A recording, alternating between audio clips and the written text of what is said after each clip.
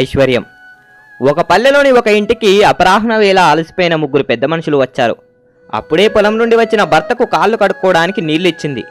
వీధి తలుపు మూద్దామని బయటకు వచ్చిన ఆ ఇంటి ఇల్లాలికి వసరాలు అరుగు మీద కూర్చొని విశ్రాంతి తీసుకుంటున్న ముగ్గురు కనిపించారు. వాళ్ళు బహుశా తన భర్తతో పాటు వచ్చిన వాళ్ళేమోననుకొని భోజనం సమయానికి వచ్చారని చాలా మర్యాదగా లోపలికి వచ్చి కాళ్ళు చేతులు కడుక్కోండి, భోజనం చేద్దురు కానీ అన్నది. వాళ్ళు ఆమె వంక సాధారణంగా చూస్తూ, మాకొక నియమం ఉన్నది, మా ముగ్గురిలో ఒకడు మాత్రమే మీ ఇంట్లోకి వస్తాడు. నా పేరు ప్రేమ, ఇతని పేరు గెలుపు, ఇతని పేరు ఐశ్వర్యం. మీ ఇష్టం వచ్చిన వారిని ఆహ్వానించండి అన్నాడు.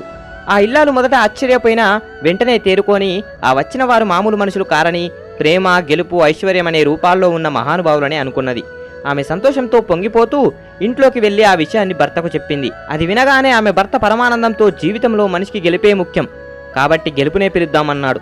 దానికి ఆమె గెలుపు ఒకటే ఏమి లాభం, ఐశ్వర్యం లేకపోయాక, కాబట్టి ఐశ్వర్యాన్ని ఆహ్వానిద్దామన్నది. వీరిద్దరి మాటలు వింటున్న వారి కోడలు, గెలుపు ఐశ్వర్యం కంటే ప్రేమ గొప్పది. ఒక కుటుంబంలోని భార్య, భర్త, పిల్లలు, అత్తా, కోడళ్ళు అందరూ కలిసిమెలిసి ఎటువంటి అమరికలు లేకుండా ఉండగలగడానికి ప్రేమ మాత్రమే మూలాధారం.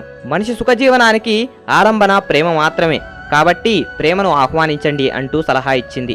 వెంటనే ఆ ఇంటి యజమాని బయటకు వచ్చి, మీలో ప్రేమ అనే వ్యక్తి లోపలికి రావచ్చు అన్నాడు.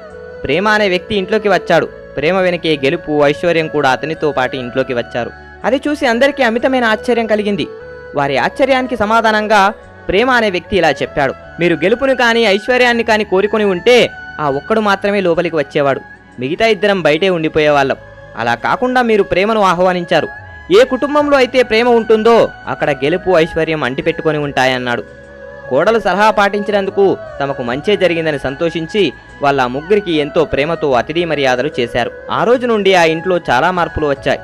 మనుషుల మధ్య అరమరికలు తొలగిపోయాయి. అపార్థాలకు తావులేదు. ఒకరంటే ఒకరికి గౌరవం, ప్రేమ, వాత్సల్యం, భక్తి.